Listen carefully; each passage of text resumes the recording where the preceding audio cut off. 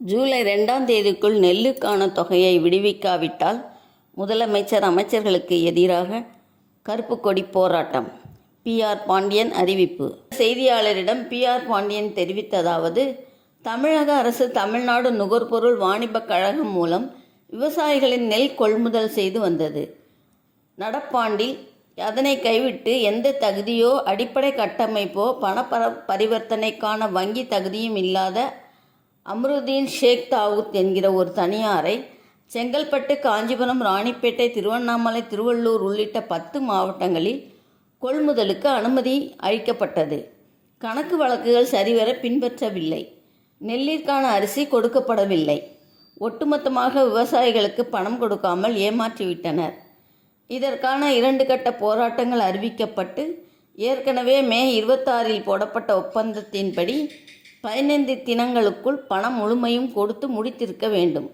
ஆனால் ஒப்பந்தம் மேற்கொண்ட மேலாண்மை இயக்குனர் சண்முக சுந்தரம் IAS கட்டாய விடுப்பில் அனுப்பப்பட்டார். அனைத்து விவசாயிகளுக்கும் முழுமையாக பணம் வழங்கப்படவில்லை. தனியார் கொள்முதலுக்கு அனுமதிக்க கூடாது என்பதில் உறுதியாக உள்ளோம். விவசாயிகள் தொடர்ந்து போராடி வருகிறார்கள். இது குறித்து முதலமைச்சரோ துறை அமைச்சரோ உரிய விளக்கம் அளிக்க முன்வரவில்லை. விவசாயிகள் பலர் தற்கொலை நிலைமைக்கு தள்ளப்பட்டுள்ளனர். இது குறித்து முழுமையாக அறிந்த முதலமைச்சர் விவசாயிகளுக்கு ஆறுதல் கூறக்கூட முன்வராதது வஞ்சிக்கும் செயலாகும். டெல்டாக்காரன் என்று தன்னை அடையாளப்படுத்தி கொள்ளும் முதலமைச்சர் விவசாயிகளுக்கு விரோதமான செயல்களையே தனது திட்டங்களாக செயல்படுத்தி வருவது வேதனை அளிக்கிறது. தனியாரை காப்பாற்றுவதற்காக விவசாயிகளை பழிவாங்குகிறார். இன்று எடுக்கப்பட்ட ஒப்பந்தப்படி ஜூலை 2ஆம் தேதிக்குள் பணம் கொடுக்கப்பட வேண்டும்.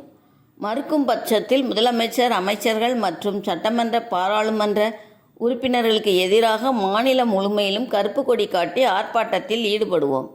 வீடுகளில் திமுக அரசுக்கு எதிராக கருப்பு கொடி ஏற்றி எங்களின் எதிர்ப்பை பதிவு செய்வோம். விவசாயிகளுடைய வாழ்வுரிமைக்கான போராட்டத்தை தீவிரப்படுத்துவோம். இது குறித்து விரைவில் நீதிமன்றத்திலும் வழக்கு தொடர்வோம் என்றார்.